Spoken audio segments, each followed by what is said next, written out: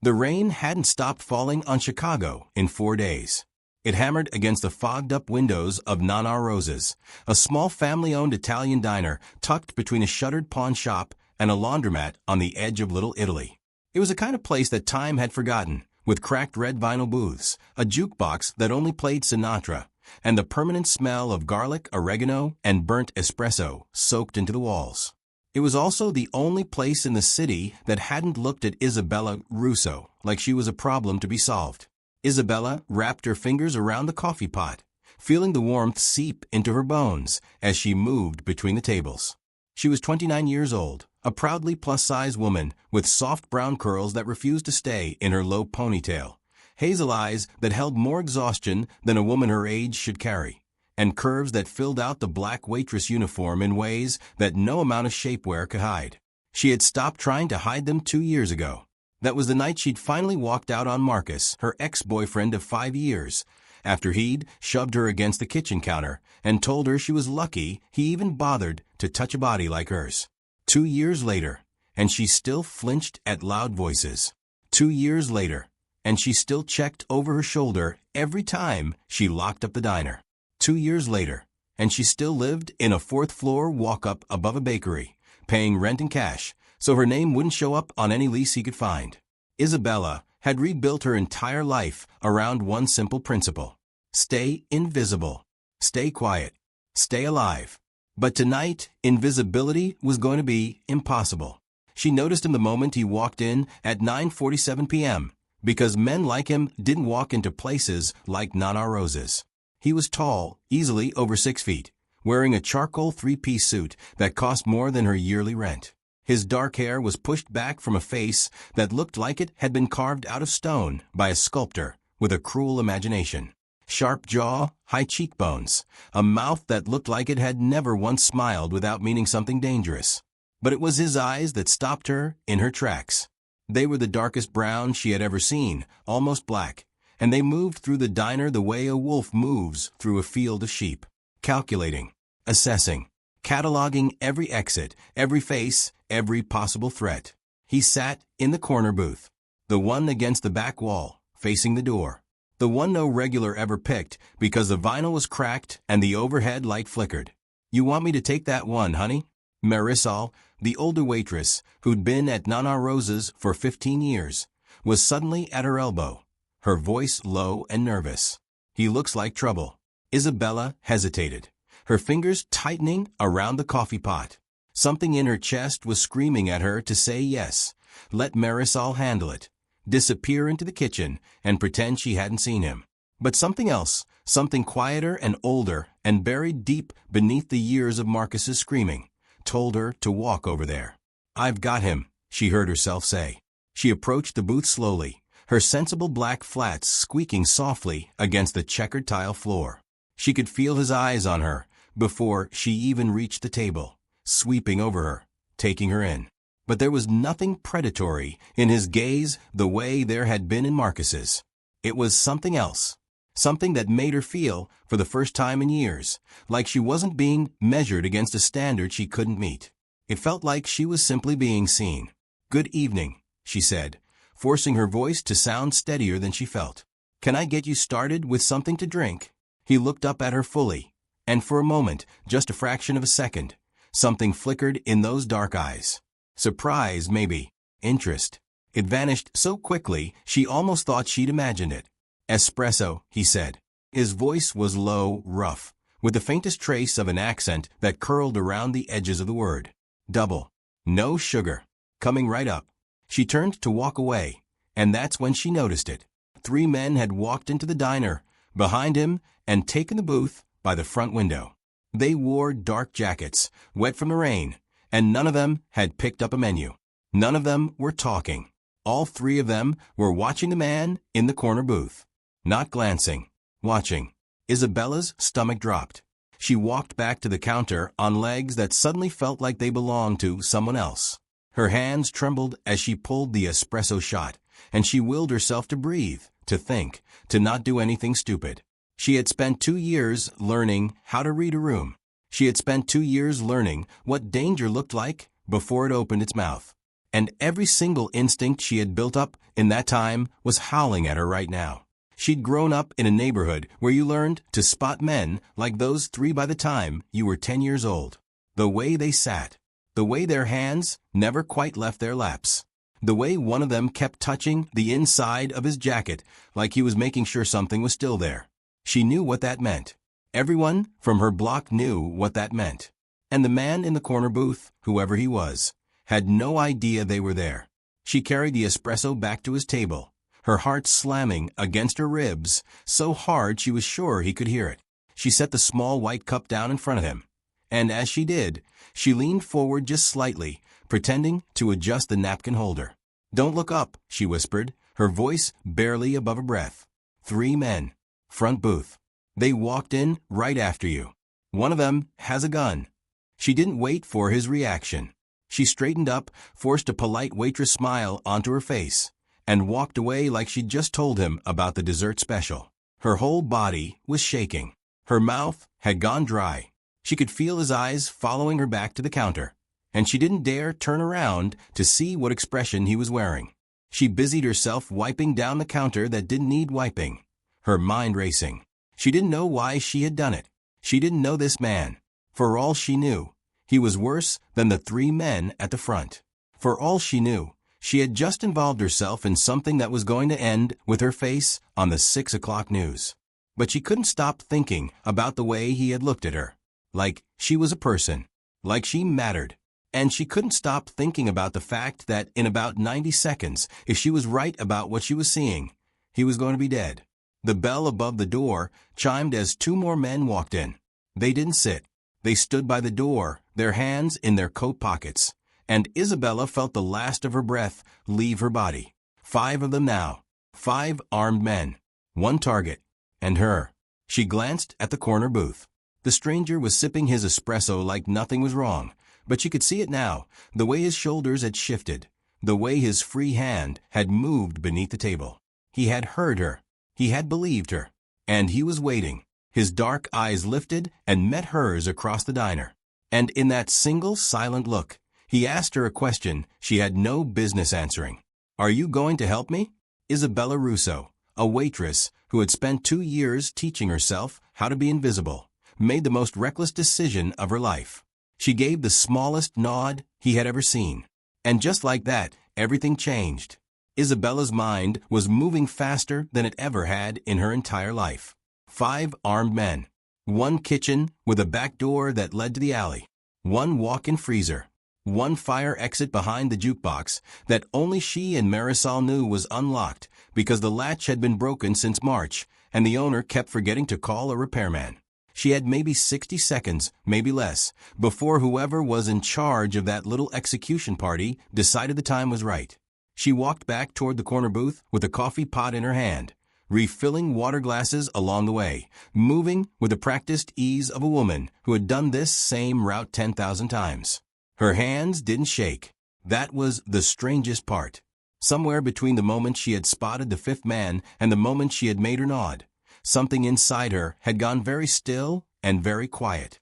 It was the same stillness that had come over her the night she had finally packed her bag and left Marcus. The stillness that comes right before a woman decides she is done being afraid. She stopped at his table again and set down a small saucer with 2 little biscotti wrapped in cellophane. "On the house," she said in a voice loud enough to carry. Then, quieter, leaning down as she pretended to check his cup, "Bathroom is through the kitchen. Fire exit behind the jukebox. It's unlocked. Broken latch. I'll create a distraction. When I do, you move. Don't look back." He didn't respond right away. His dark eyes searched her face for something, and whatever he found there seemed to settle a question in his mind. "Why?" he asked, his voice so low it barely disturbed the air between them. Isabella swallowed hard. "Because I know what a man about to die looks like. And because you looked at me like I was a person. Not a lot of men do." Something flickered across his face. Not quite a smile. Something warmer and darker at the same time. "What is your name?" he asked. "Isabella. Isabella." He said it slowly, the way a man tastes something he's been hungry for. "My name is Dante Cassano. Remember it. because after tonight, you're going to hear it again." She didn't have time to process what that meant.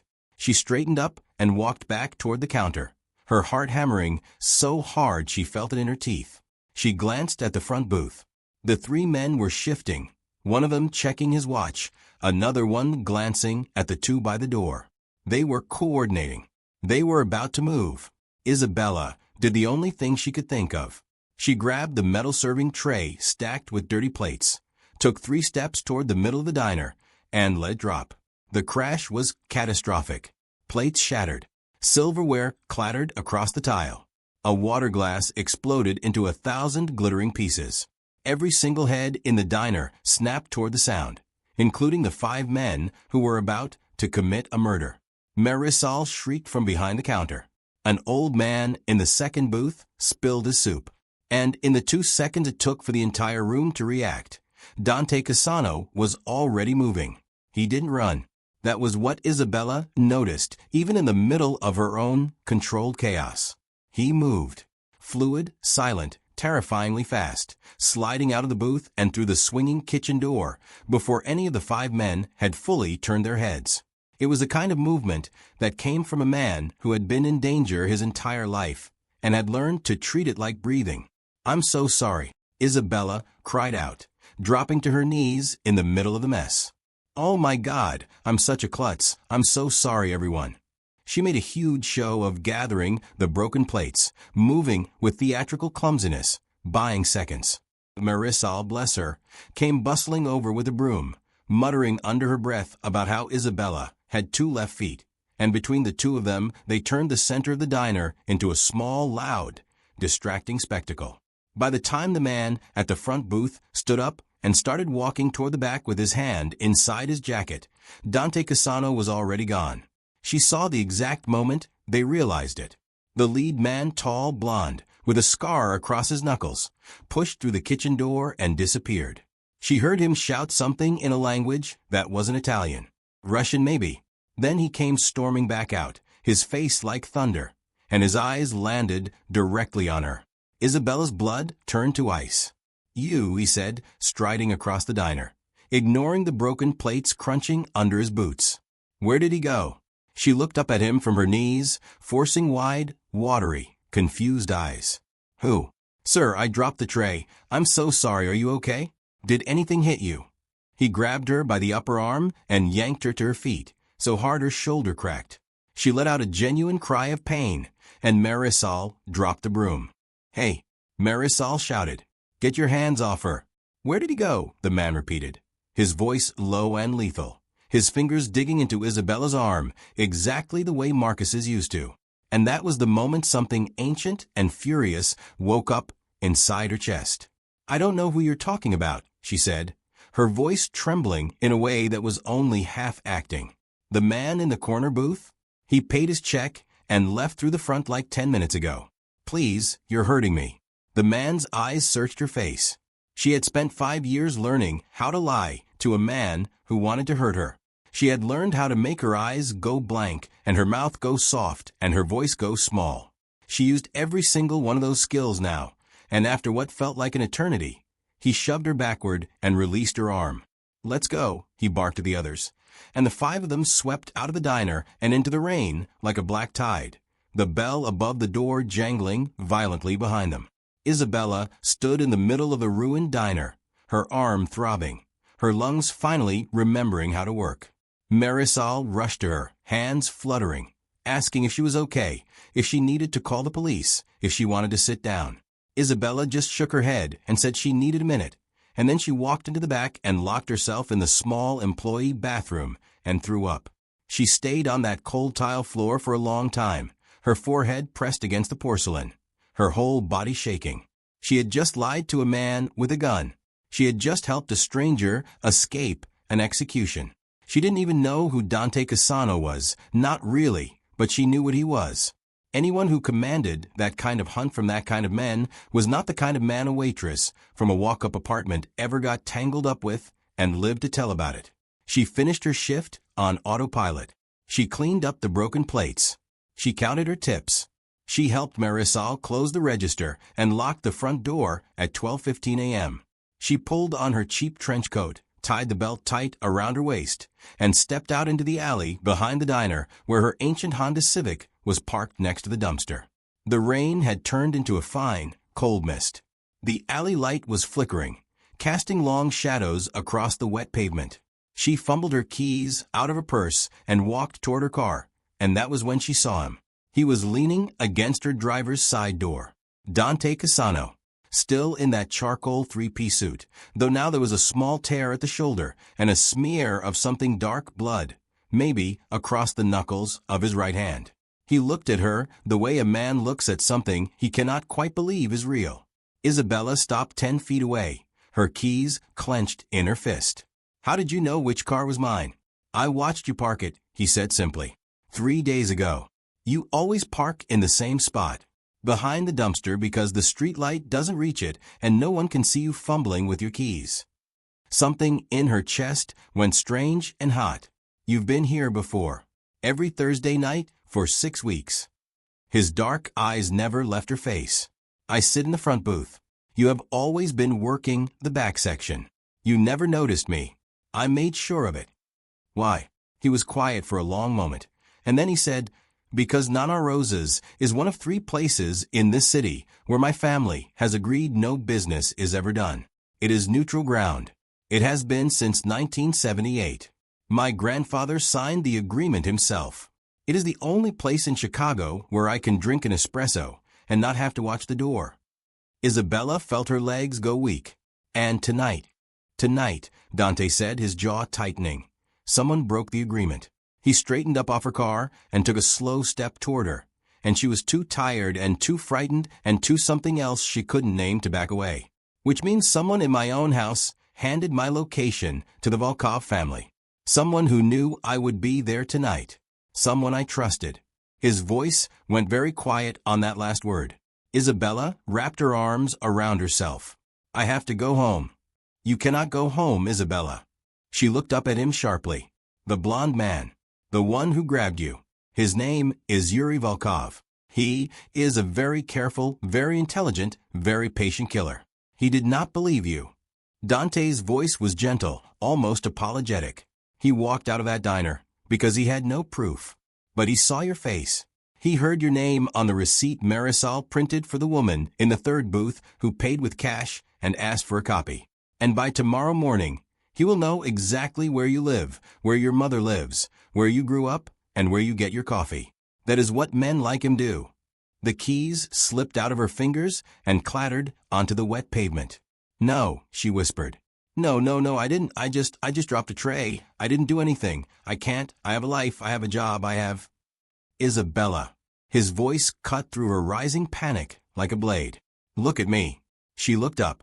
His face was very close to hers now, and in the dim, flickering light of the alley, she could see the fine details of him. A small scar above his eyebrow, the dark stubble along his jaw, the way his mouth was set in a hard line that had nothing to do with anger and everything to do with a promise. "You saved my life tonight," he said quietly. "You do not know what that means in my world. You do not know the weight of it. But I know. And I am telling you now, in this alley, in the rain, that from this moment forward, you are under my protection. No one will touch you. No one will lay a finger on your family. No one will even breathe your name without my permission. But to do that, I need you to come with me. Right now. Tonight." Isabella stared at him. Rain was collecting on her eyelashes. Her arm was still throbbing where Yuri Volkov had grabbed her. She could feel the ghost of Marcus's fingers over the top of that fresh bruise, and she could hear his voice in her head telling her she was nothing. She was worthless. She was too much and not enough all at once.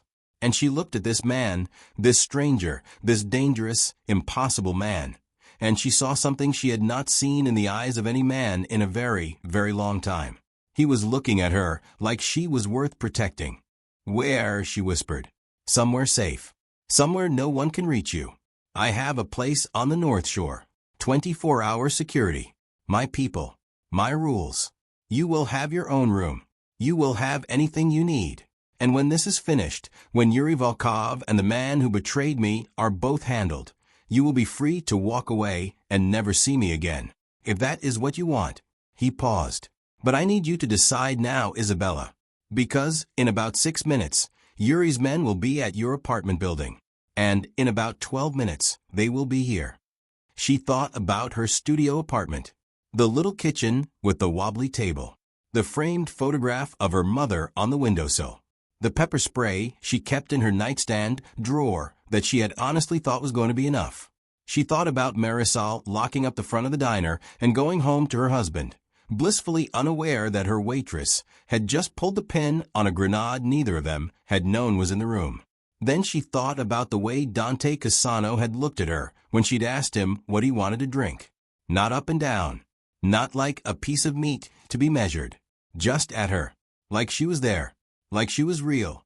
Isabella bent down, picked up her keys, and put them back in her purse. Okay, she said. Take me somewhere safe. Something in his shoulders loosened. And for just a second, she saw the exhaustion he had been carrying underneath the danger. He nodded once, pulled a phone out of his pocket, and spoke 3 words into it in Italian. Almost immediately, a black armored SUV came rolling silently down the alley from the far end, its headlights off. The back door opened. A man in a dark suit stepped out, said nothing, and simply held the door for her. Dante offered her his hand. Isabella looked at it. Large, calloused, marked with old scars, still faintly smeared with someone else's blood. Then she slid her hand into his, and his fingers closed around hers with a warmth and a firmness that traveled all the way up her arm and settled somewhere behind her ribs. Come, he said quietly. Let me take you home. She almost laughed. Home. She had not had one of those in a very long time. But as she climbed into the back of the SUV, and Dante Cassano slid in beside her, and the door closed with a soft, heavy, expensive thud that shut out the rain and the alley and the entire life she had built for herself in her small, invisible corner of Chicago, Isabella Russo had the strangest, most terrifying feeling that she had just found one anyway. The estate on the North Shore was nothing like Isabella had imagined. She had pictured something cold and modern, all glass and steel, the kind of place where a mafia boss would count his money and clean his guns. Instead, the SUV rolled through a set of tall wrought iron gates and up a long, curving driveway lined with old oak trees. And what emerged at the top of the hill was a warm, sprawling stone manor with ivy climbing the walls and soft golden light spilling out of the tall windows. It looked like something out of an old European fairy tale. Something a woman like Isabella Russo had no business ever seeing from the inside. The front door was opened by an older woman with silver hair pulled into a neat bun and kind, sharp brown eyes. She was small and round and wore a simple black dress with a white apron over it.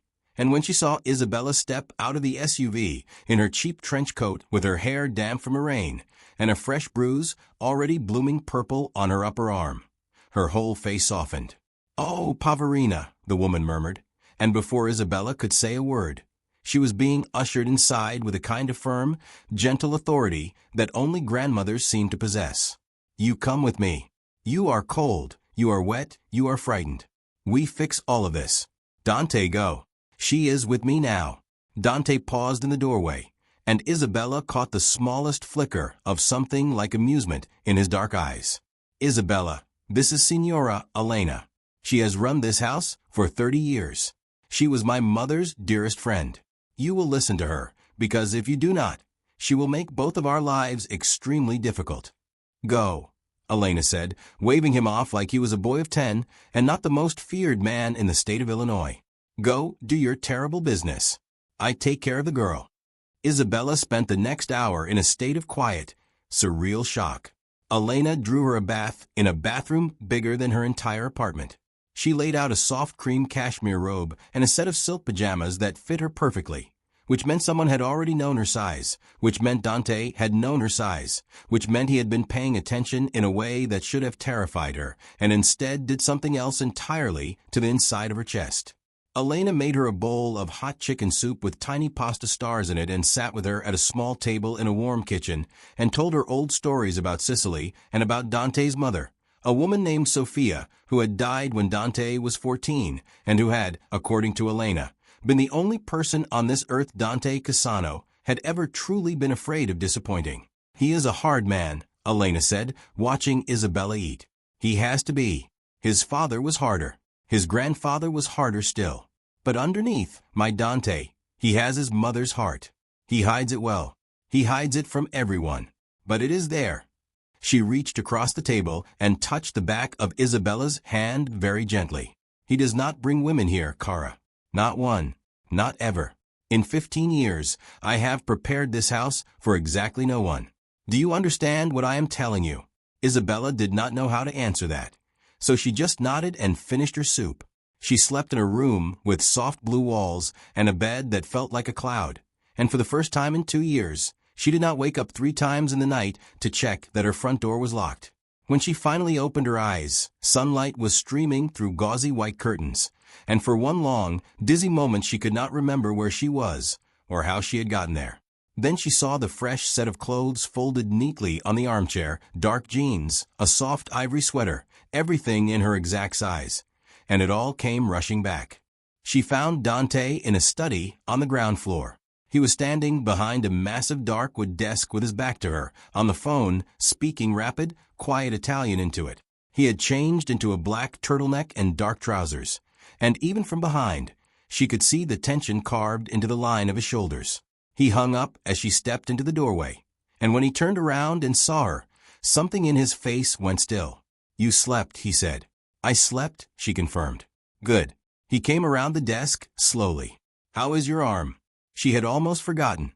She glanced down at it, at the ugly ring of purple finger marks that Yuri Volkov had left behind. "It's fine." "It is not fine." His voice was very quiet. "But it will heal. I want to talk with you. Please. Sit." She sat in one of the deep leather armchairs facing his desk, and Dante sat in the one across from her, close enough that their knees were almost touching. He rested his forearms on his thighs and folded his hands together, and for a long moment he just looked at her. "Last night," he said finally, "I promised you protection. I promised you that when this was finished, you could walk away. I intend to keep both of those promises. But I owe you the truth first, because you have earned it, and because I will not have you living in this house without knowing exactly what kind of man you saved." Isabella folded her hands in her lap and waited. "I am the head of the Cassano family," Dante said. "We have been in Chicago for almost 100 years.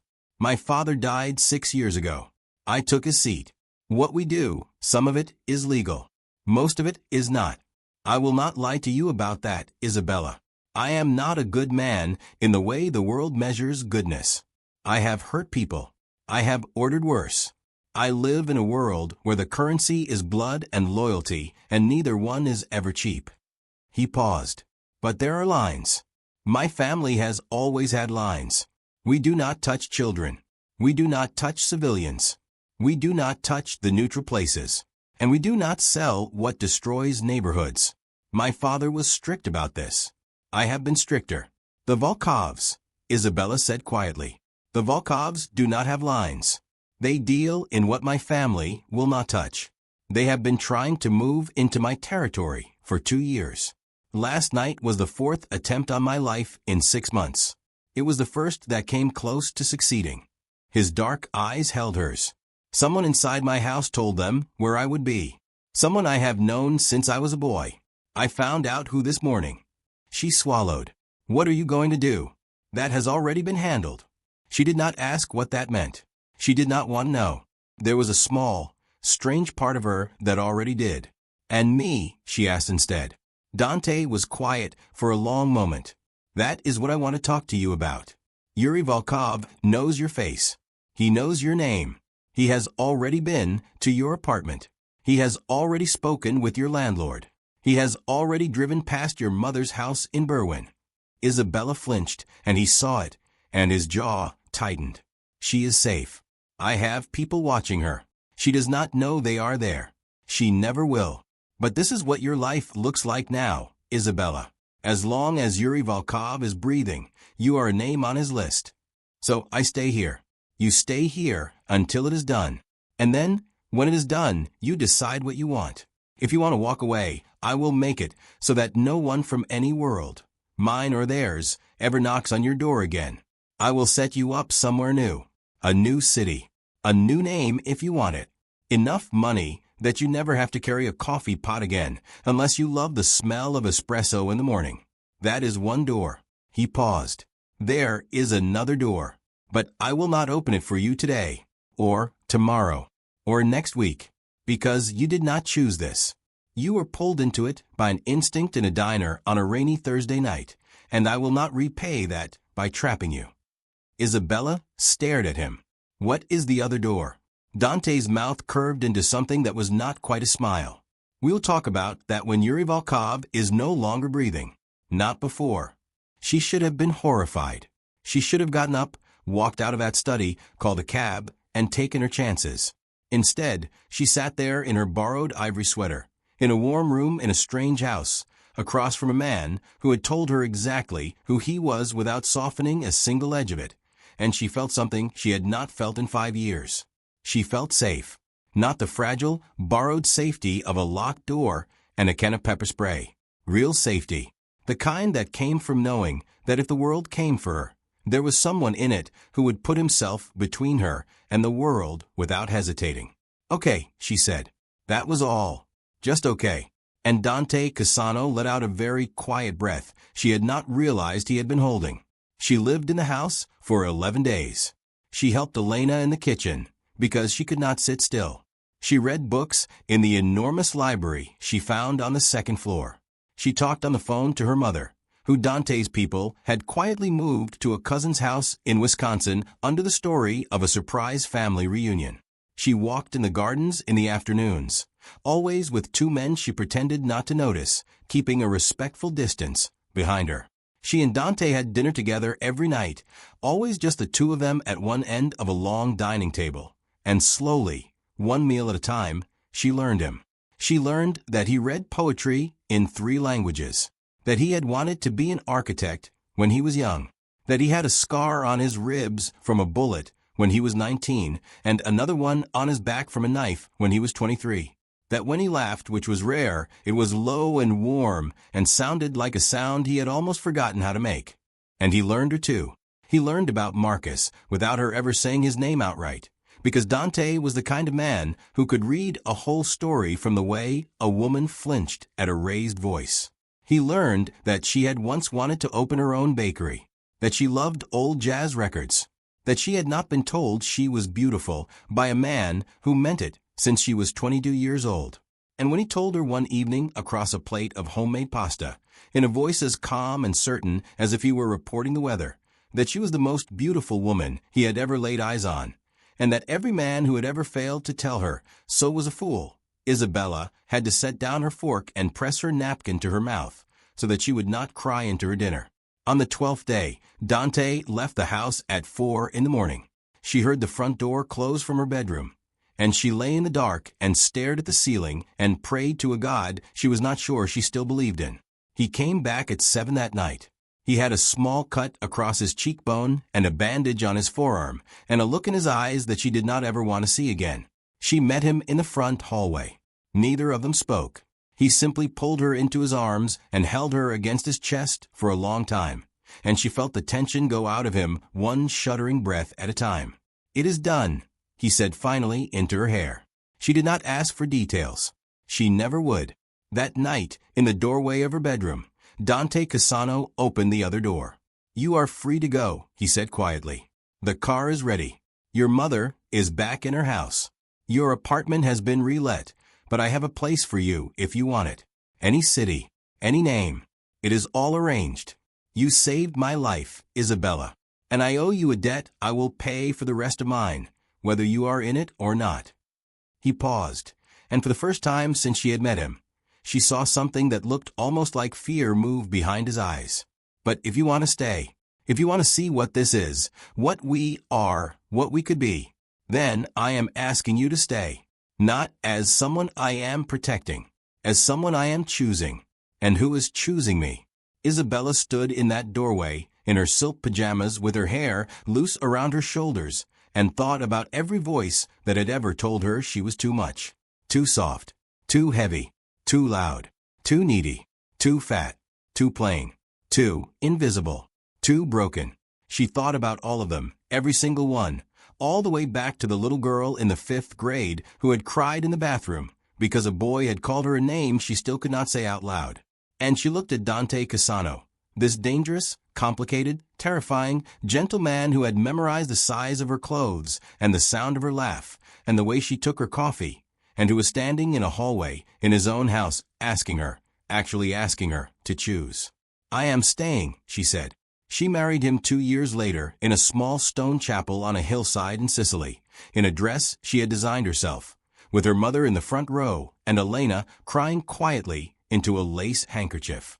She opened her bakery in a corner storefront in Little Italy, 3 blocks from Nana Rosa's, and Marisol came to work for her. And every Thursday night Dante still walked in at 9:47 p.m. and sat in the corner booth and ordered a double espresso, no sugar, and watched his wife move behind the counter with her flour-dusted apron and her soft brown curls escaping her ponytail. And every single time she caught him looking, she felt exactly the same thing she had felt on that first rainy night. Seen, chosen, real. She never became invisible again. And here, at the end of all of it, is the thing worth remembering. Isabella Russo did not save her own life the night she saved Dante Cassano's. She had already been saving it quietly, stubbornly, in 100 small ways, for 2 years. When she left the man who told her she was worthless. When she took the walk-up apartment and paid her rent in cash. When she learned to read a room and trust her gut and stop apologizing for the space she took up in the world. All of that was already inside her before she ever picked up that coffee pot and walked to the corner booth. The Mafia boss did not rescue her. He simply happened to be the first man in a very long time who was brave enough and quiet enough and still enough to see the woman she had already made herself into. Because the truth is that a good man, a real one, does not shrink you to fit his life. He steps aside so the world can finally see how much room you were always meant to take up. And the woman who has learned to see herself, truly see herself, softness, curves, scars, courage and all, will never again need a man to tell her what she is worth. She will know. And any man worthy of her will spend the rest of his days grateful that she let him stand beside her while she does. That is what Isabella Russo learned in the corner booth of a small Italian diner on a rainy Thursday night in Chicago. And that is what every woman who has ever been told she is too much, too big, too loud, too soft, or too anything at all, deserves to learn too.